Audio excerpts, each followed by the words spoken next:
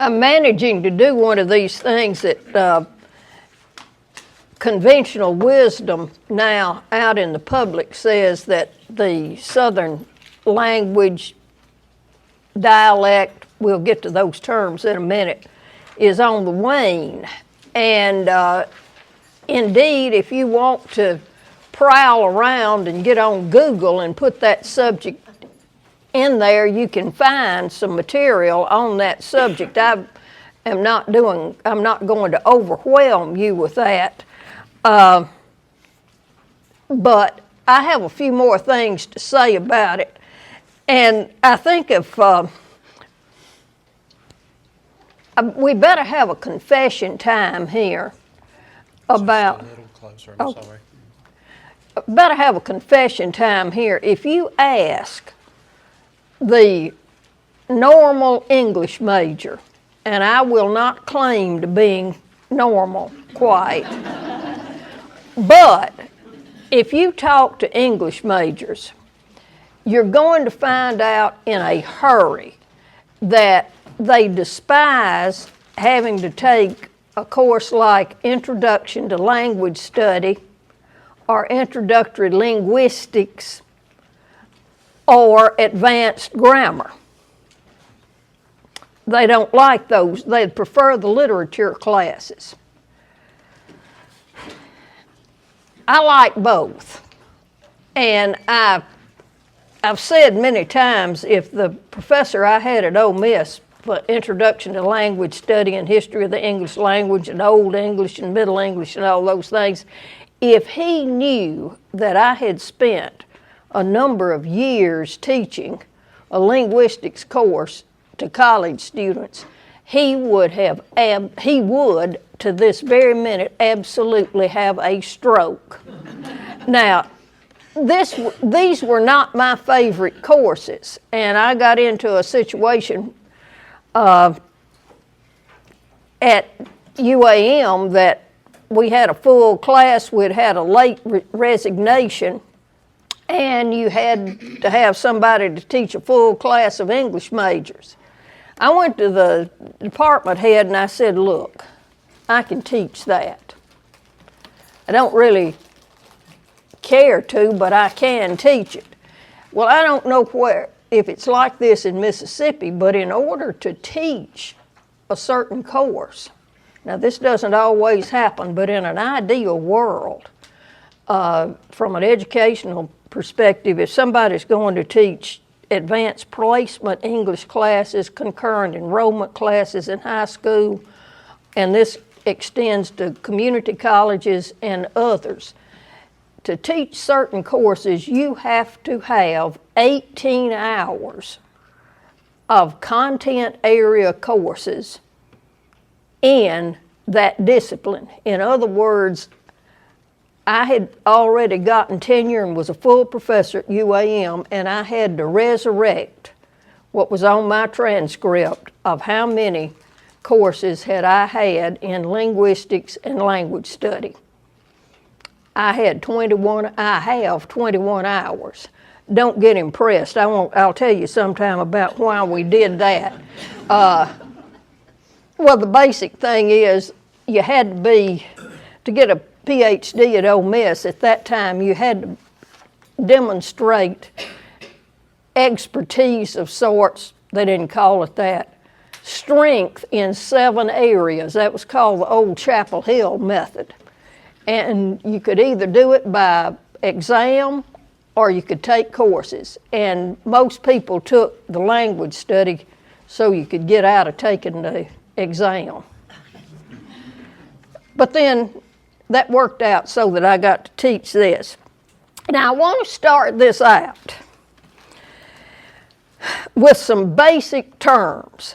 Somebody already asked at the beginning, and I think there are plenty on the table for you to have access to those, or you can just listen. I don't care which one you do. To just have some basic terminology down and know there will not be a test on this material. Now, I will admit to you, I could get in to my files and find some tests for you to take on this very subject matter. I have given tests on this material, but I won't ask that today. They're actually pretty clever tests, if I do say so myself.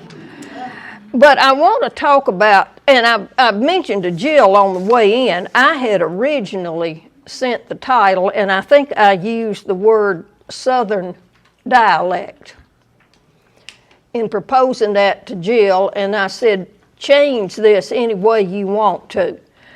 Well, it turned out as Southern language, and this suited me fine for what I want to talk about, is that in essence, this is what we're talking about is language.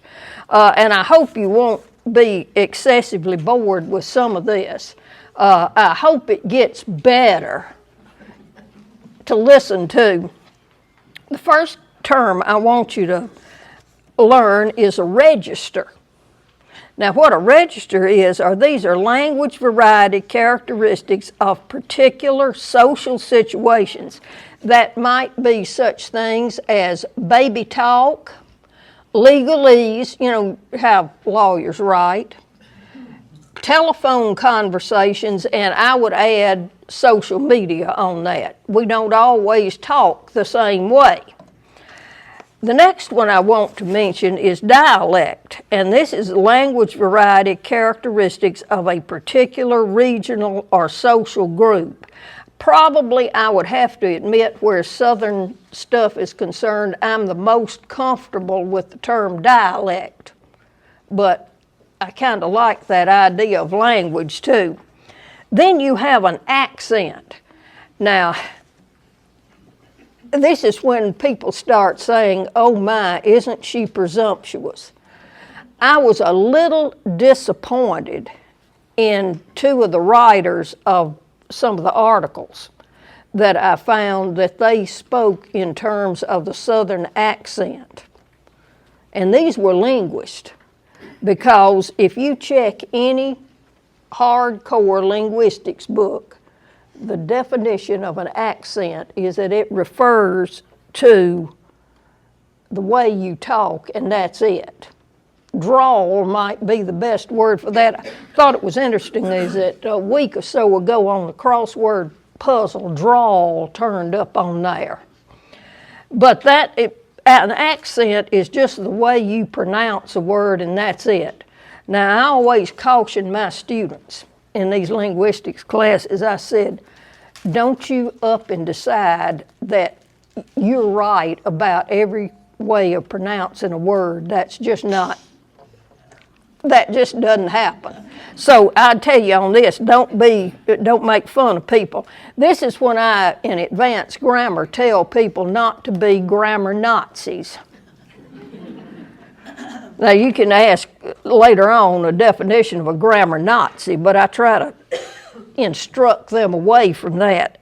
I want to add something else, because this is what cuts at the essence, I think, that when they talk about this dying breed of a Southern dialect, language, whatever you want to call it, that it's fading. I think what they don't consider in there, well, what about the pragmatics and semantics? Now, I think some linguist would just have a stroke about what I'm going to do, but this is the way I want to develop this. Pragmatics studies language in relationship to syntax, that sentence structure, very much like advanced grammar. Any linguistics class you take, the first chapter is going to be on the parts of speech. First chapter in the advanced grammar text, parts of speech. I bet some of you could still list them. They're still valid. I mean, they're still legal. Semantics, and this is when these linguistics class gets fun to me.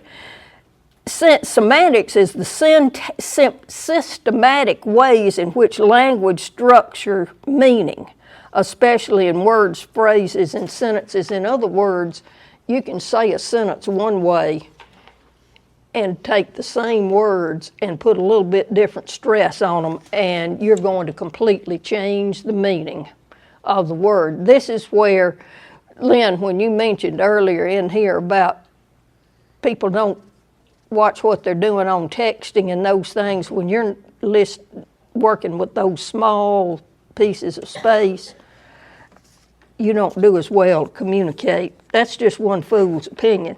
Now, I want to give a little example of each one of these, and if any of you want to pipe up and say something about this, feel free at any time. You know, I like for students to participate in class.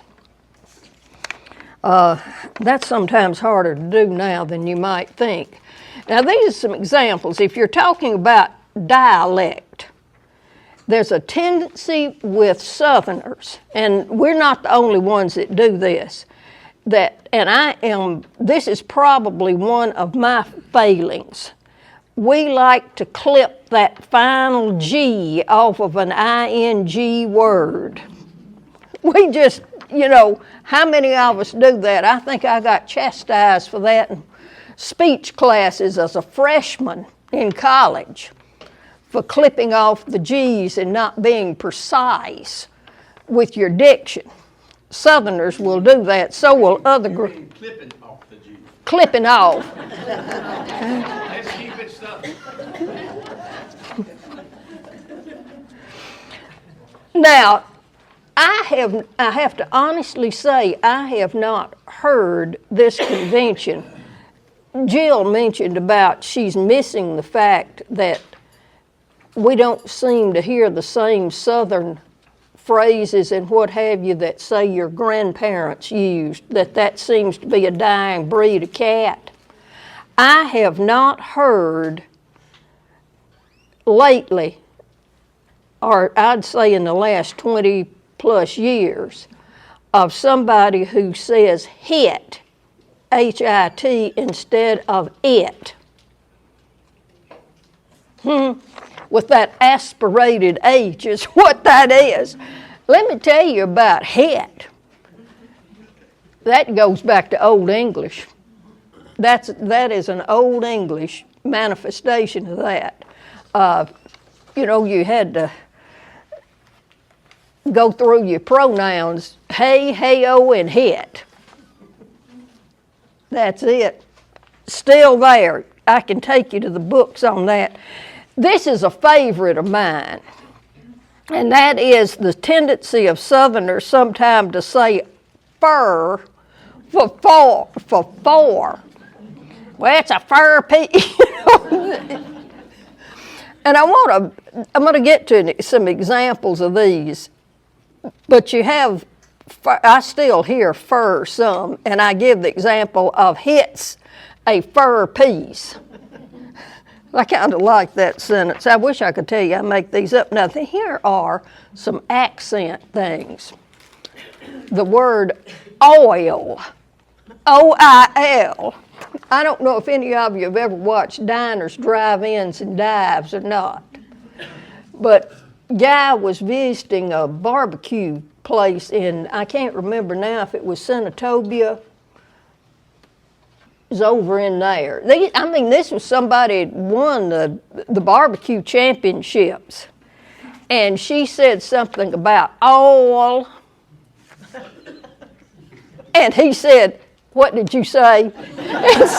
He said that was his favorite Southern pronunciation of something was all. Now, I'm pretty sure I'm guilty of saying all. And this is in the decline of Southern. This is one of the things that the linguists say that we're losing, is this preciseness with the diphthongs. The O and I is called a diphthong. This is when you put two vowel sounds together. Well, all is that's, and there again, if somebody says all, don't correct them. I wouldn't do that. But then don't laugh at them if they say oil, which linguistically is probably how you're supposed to pronounce that. You also have the word holla, as in the legend of Sleepy Hollow. as opposed to holler. You know, we hollered at them real loud. I suspect that a lot of us pronounce those words the same way. And it's the same thing with get and get. Haven't you? And listen to yourself. Now, the one that I added to this, I have dragonfly and I have snake doctor. How many of you have ever used the term snake doctor? Let me tell you about this. I just love this. We've had fights in linguistics classes when we get to this section.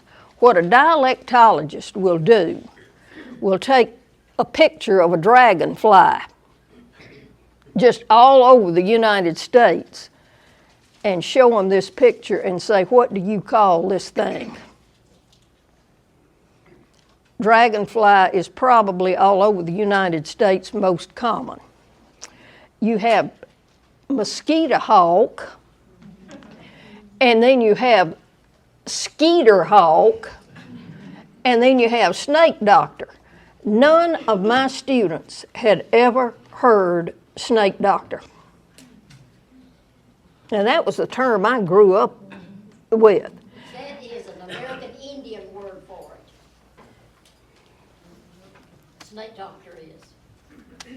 Well, I'm not going to try to come up with that Cherokee to say it, but but what happened, and I was amused with the textbook that they had. A linguist will put together what you call an isogloss that they divide up where all of these sounds are. Northeast Mississippi had a large presence of people saying snake doctor, except in one place, and that was in Oxford. And they were in the mosquito hawk group. And I told my students, I said, now folks, I want to tell you something. Whoever did this, the linguist who did this went on the Ole Miss campus and asked questions about what that is and got mosquito hawk as the most prevalently used. I said, if they'd gone out into the community, I suspect they would have gotten snake doctor. So it does, and this is going to have relevance for what's happening to the Southern language. But we had a lot of fun with that because, some of my students got really mad about that because they thought the isogloss was wrong for Monticello, Arkansas. And I said, folks, let me tell you something. I don't know if any of you have ever been to Monticello. No, the Everetts have. I told my students, I said, folks, get a grip. I said, you do not accidentally come to Monticello, Arkansas. You have to make some effort to get there. And I said, I guarantee you what happened here is that they were over on Highway 65 asking people what you call this thing. But this is, to me, the fun thing about the study of language. And you see these different things, about one of my favorite ones to do is that do you call a cast iron skillet a frying pan or a skillet, or all these different terms. So, if you really want to go into that, that's what's fun. Now, I want to go through some actual pragmatic sentences. The first one is from a novel. It's written in 1902 by Frank Norris called The Octopus, and the subtitle of it is A Story of California. And the sentence they have in that book, this is a little passage from here. The little passage reads, some of the characters ask one grouchy farmer in there, what did you go to San Francisco for? And that's the way that's written in the book, is for. And the crotchety farmer answers, cat fur for kitten britches. Now, I have not seen the original manuscript of the Octopus, but I suspect the editors should have gone with fur in that first piece of that passage. That's why you don't trust anything. Now, the next little statement on here, just over dinner with a group of friends. One was from California. I was from Northeast Mississippi. The rest of them were for, as we say across the river, L.A., Lower Arkansas. The rest of them were from Southern Arkansas. And a friend of mine said, they were talking about somebody who was prone to gossip. And my friend said, when that phone rang, when the phone rang, she didn't let her coattail pop 3 times before she was on the phone. Not one of us around that table had ever heard that expression.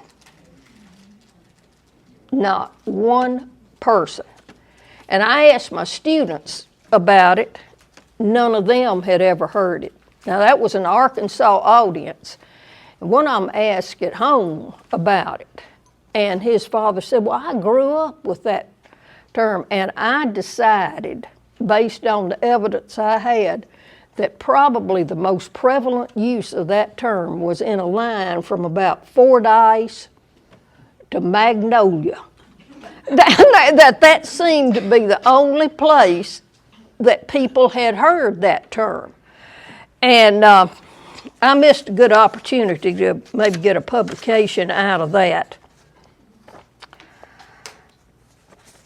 And now then, I want to go on to a few more of these. Now, some of these are difficult to try to take care of, but I want to read one. The next one on here, I think it's at the top of the next page, that starts out, well, I apologize for not getting that capitalized. Or is it at the bottom of the page? Bottom. Well, if I lives 'twill night, 'tis gwine to be 2 bits more day talking out of town. That's sure. How much you want for hit? Ain't never, you found that? Ain't never seen hit fail. Miss Carolyn put it hit on the table. And now that's from The Sound and the Fury. This was quoted in an article entitled this is really a title, Hit's Hard to Hit. You know, a professor wrote this. See what I get to do for a living? It's from English Language Notes, and that gives you a sense of how this Southern dialect, accent, whatever, comes into play in a piece of writing.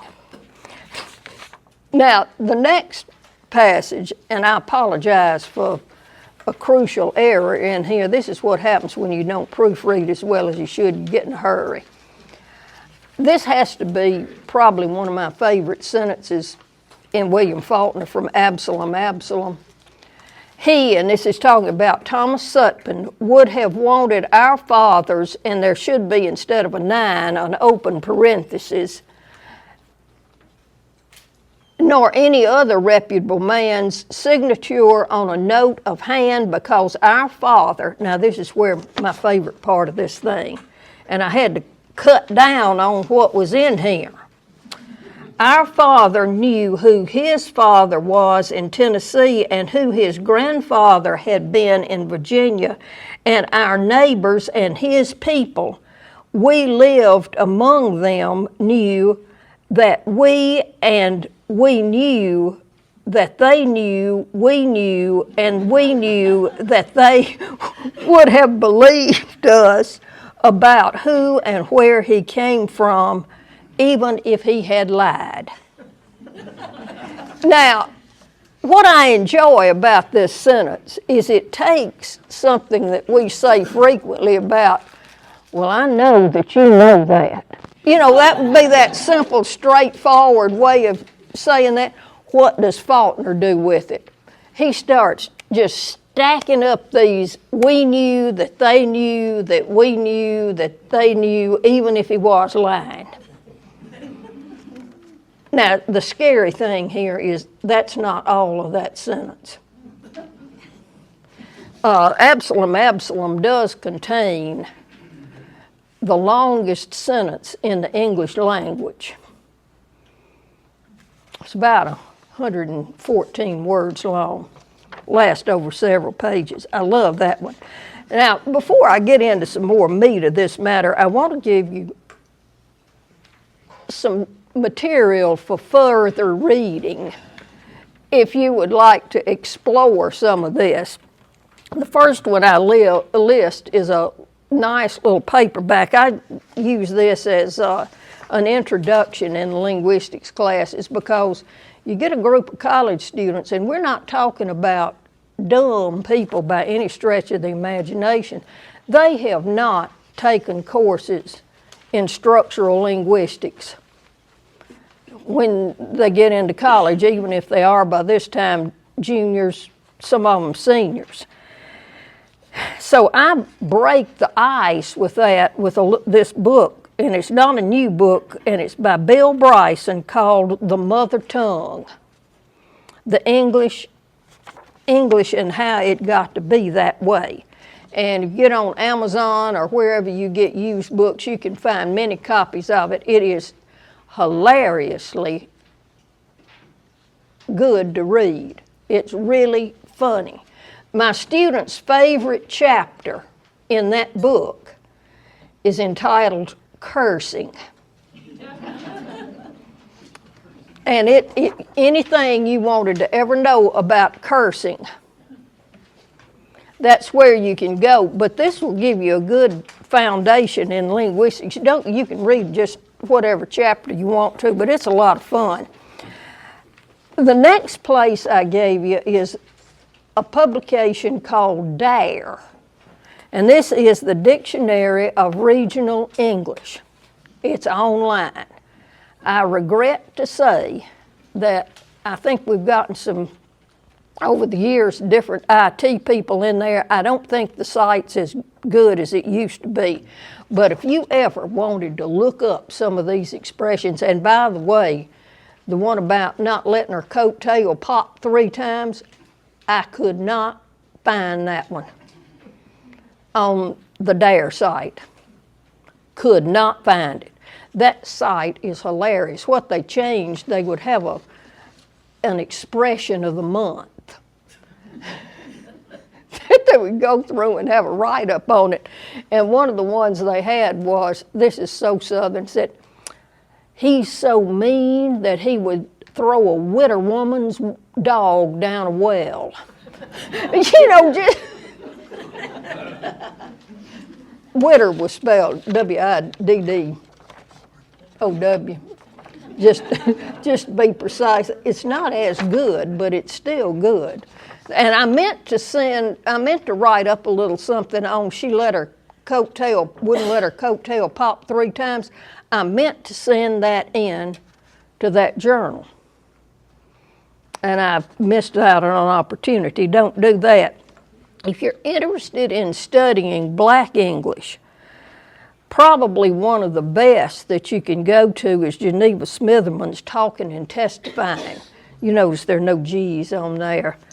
And you get the whole grammar system of Black English in that text. It came out in 1976, I think. Now, if you would rather watch something instead of read it, and I'm glad they're on YouTube. In the mid-'80s, PBS did a series on the story of English. And It's now on YouTube. And the one that touches the most on Southern is Program 5, entitled Black on White, which studies Black English and Plantation Creole, and a lot of those, particularly in Charleston, South Carolina, you get to visit plantations, and it's more like a travelogue. If you're interested in something like Porgy and Bess, they talk about the writing of Porgy and Bess and some of those things, but it is, I tell my students that the truth of the matter is I can find more by having them. They can get more out of watching. It's about an hour broadcast, and there are at least 6 of these installments. If you're more interested in history of the English language, there's one on that. If you're interested in Scottish and the Celtic thing, there's a series on there. They're free. Now, the only warning I'll give you about getting on YouTube, sometimes they'll decide they need to put a commercial in there. They didn't used to do that, but I've used this series in my class when they changed technology. But I've had good luck with that. As a matter of fact, I assigned this to one of my graduate classes, and one of the young women in the class said, I sat down and watched the whole thing, which this is good. It is a very, very well done series. I also want to mention these articles, and then I hope you're going to enjoy some practical application on this. One of the articles that I consulted is entitled New Study, This American Accent. I was disappointed. I think they should have used dialect or language there instead of accent. But who am I to question what an associate professor at the University of Georgia would do? Well, I mean, I'm just saying. They said, yes, I am, because she didn't look at her linguistics book. Now, I think I can explain it, but it's new study. This American accent is disappearing. It's from the Reader's Digest. What this article, it focuses on Georgia. And the professor, Margaret Renwick, is the author of a study of, from 2023, a study in Southern dialects and the accents, and concludes that it is in decline. Now, I want to qualify this. The other article, and these are not bad articles, the other one is entitled Southern Accent Fading Away in North Carolina. The person who wrote this is a professor at North Carolina State. And they focus their studies at the University of Georgia and at North Carolina State.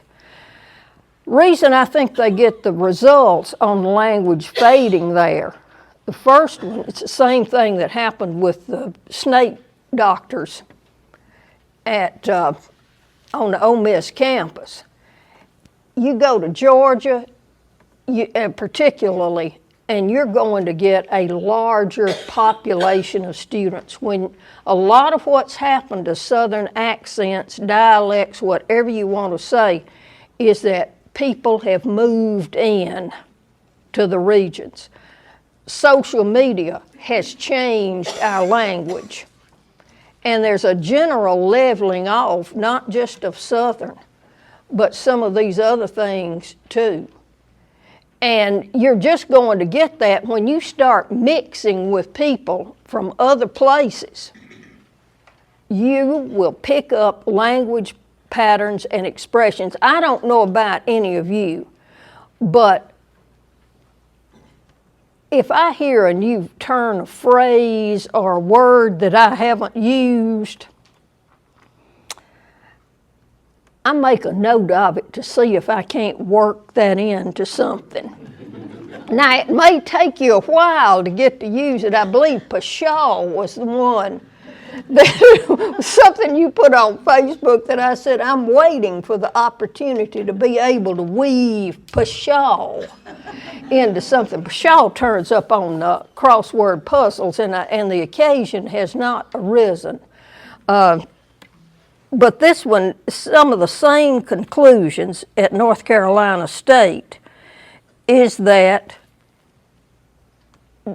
linguist happened to focus more on this shift in vowel sounds, that you're probably going to find fewer people saying get and oil and all, that you're probably going to find less of that at these larger universities than you would at smaller ones. I mean, that's just what happens when we start mixing with people. And I want to read from the opening of an article I've already mentioned. Now, these are more focused on Southern literature. This is from the one, and you have part of it on this, hits hard to hit. And this is what the author begins with in this article. While I was studying at Oxford approximately a millennium ago, an English lady asked me to help her with an Americanism.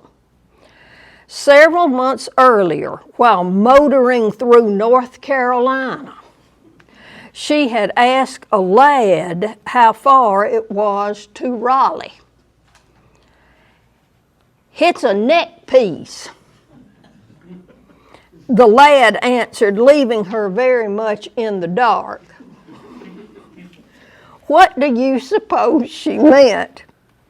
I racked my brain until I found a solution. Might it possibly be, "It's a fur piece"? In writing about the South, regional authors often use the aspirated form of the pronoun it, written hit, as an example of Southern speech. Now, you can take that for what you will. Faulkner uses the unstressed yet aspirated hit, is very consistent, as we have seen from the following random example, and the example he gives is the one that I give to you on there. One other article that probably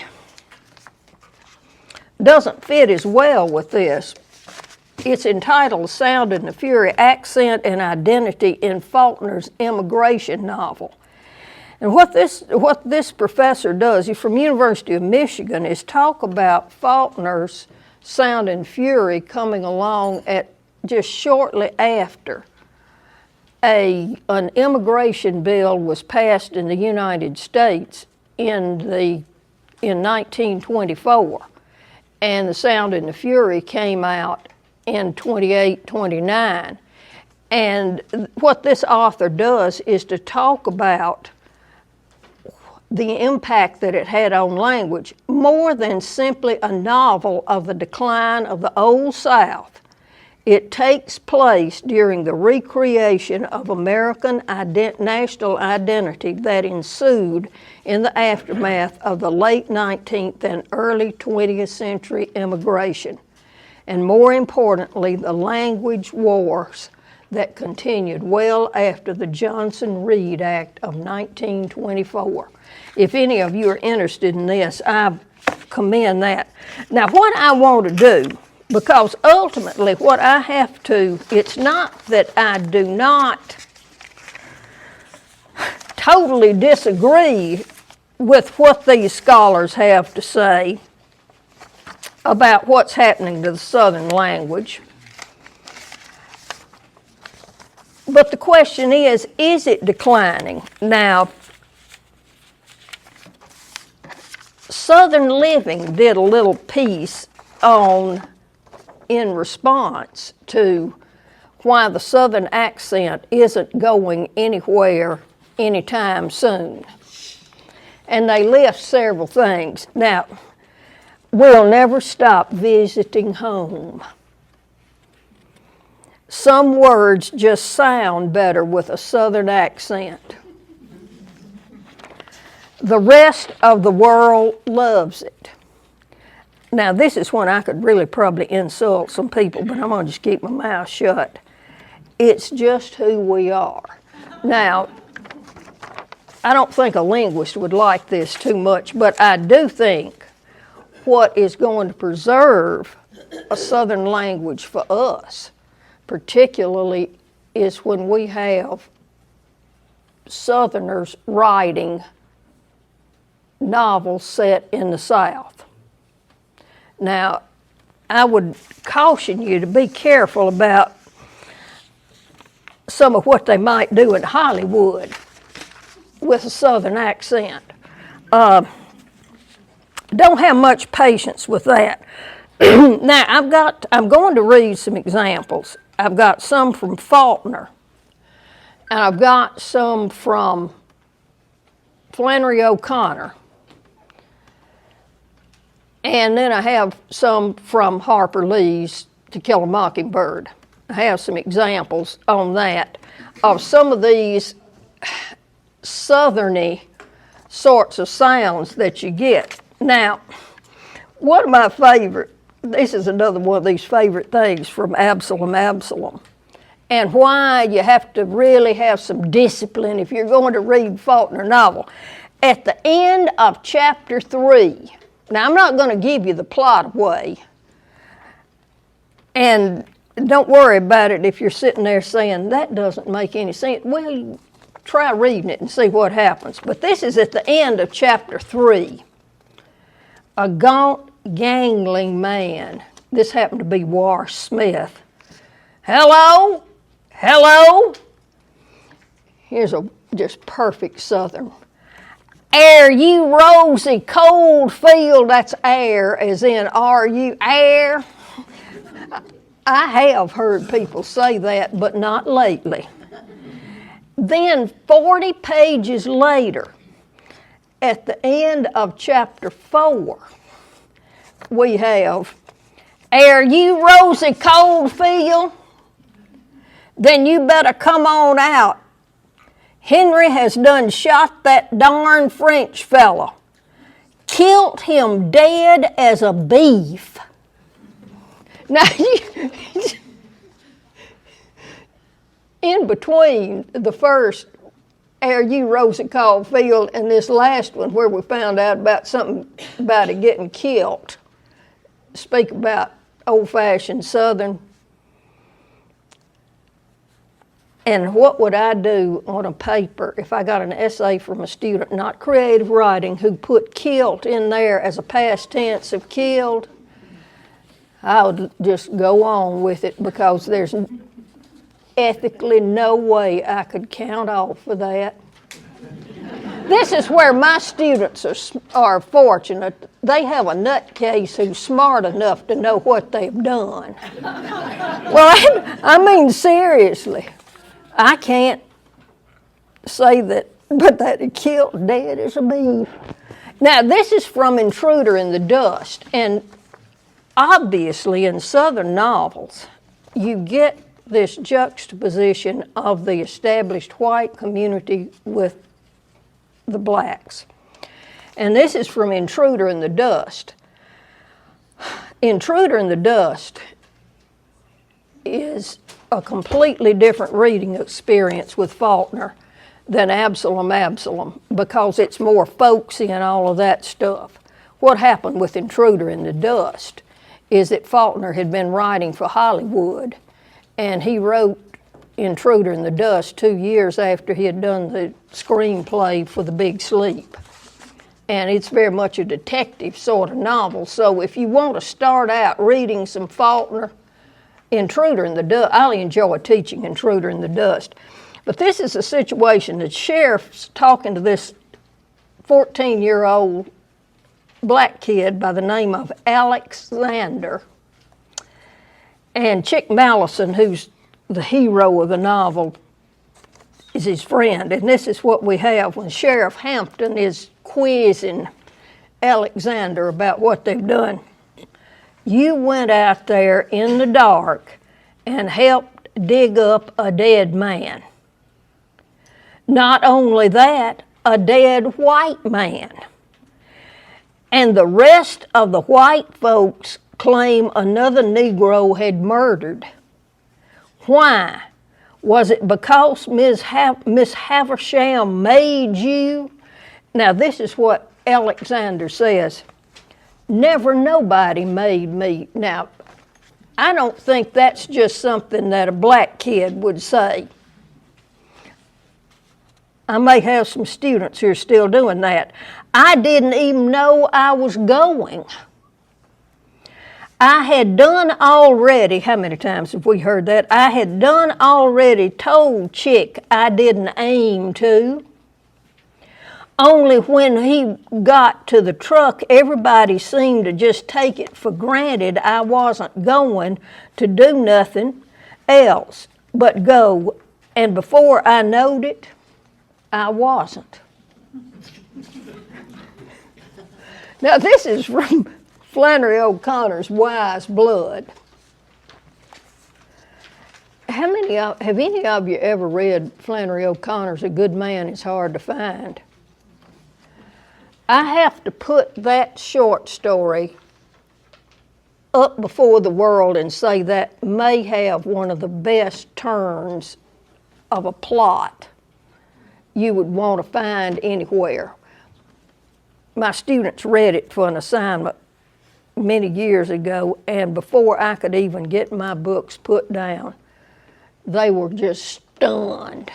They had never read, and you can only do this one time. That's not what I'm going to tell you, why I'm not going to tell you anything about it, that it is an absolutely stunning piece of work. And I'll tell you, reading aloud, I have to admit that I find reading William Faulkner to be difficult.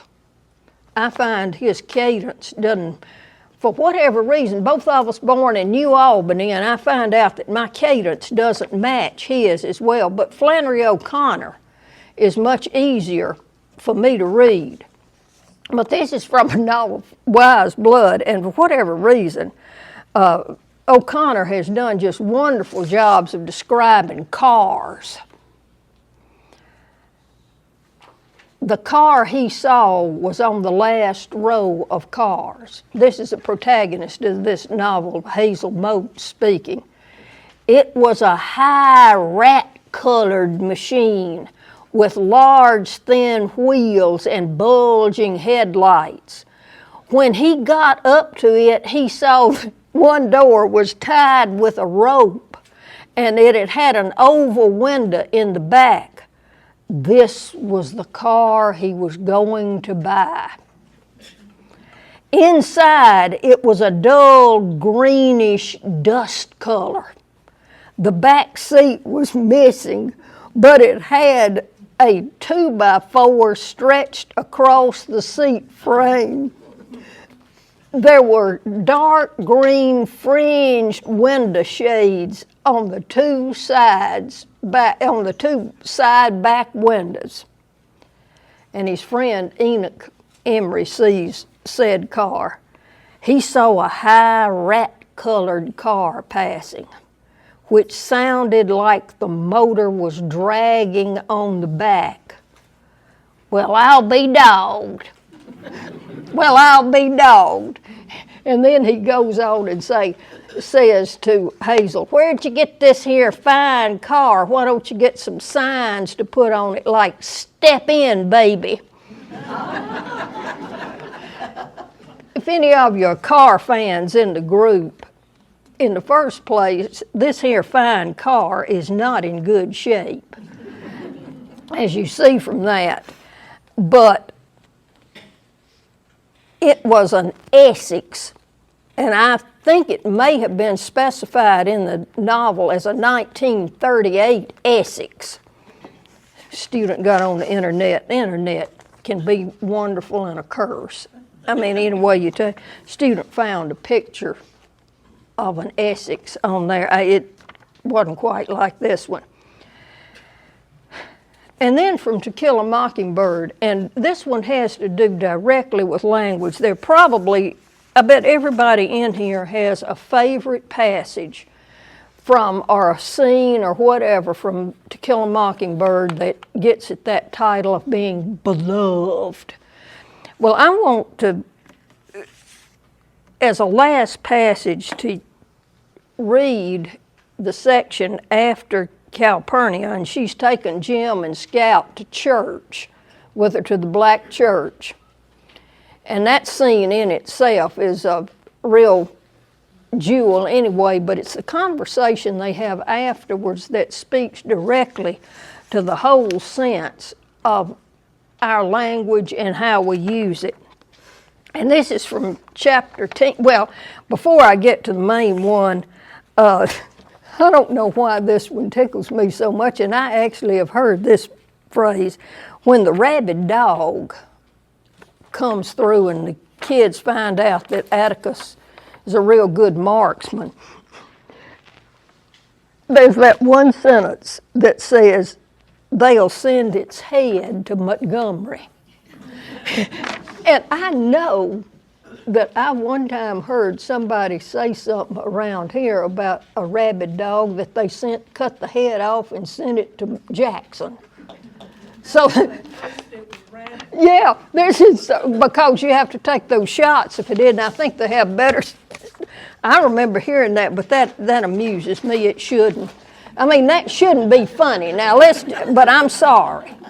This is one of these parts of my checkered past. After I finished my PhD, my first academic job was in Massachusetts. I spent 3 years at in Worcester, Massachusetts. And I still have contact with some of my students. I was teaching Huckleberry Finn, and I had occasion to need to read a longer passage. And there were 38 kids in that class. And I looked up, I learned there about doing the eye contact.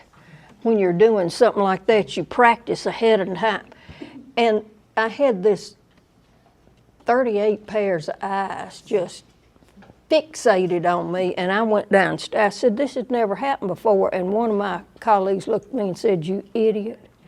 Don't you realize it was the accent? That this is the first time they actually heard somebody read Huckleberry Finn with the right cadence. And they did enjoy the Southern. I was just going to share it. My last comment is learn to love language. I don't care whether it's visiting with people from different backgrounds and all of that, or reading. Language is a beautiful thing. Thank you very much. This is always a treat.